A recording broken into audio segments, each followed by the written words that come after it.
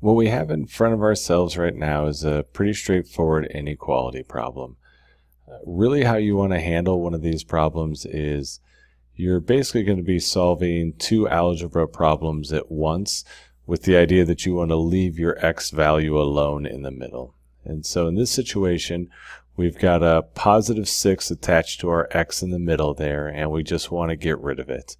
And so the move to get rid of that positive 6 would be to subtract the 6. And so again, we're thinking about this as two problems at once, so we're going to subtract the 6 across the board. So under every single piece, we're going to subtract 6.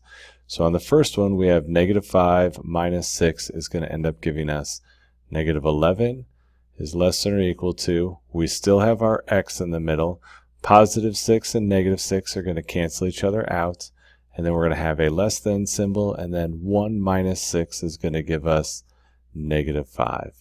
And so there's our final answer. We'll put negative 11 in the first box and negative 5 in the second box. Again, the key is just leave the x alone in the middle and solve the problem like you're doing two algebra problems at once.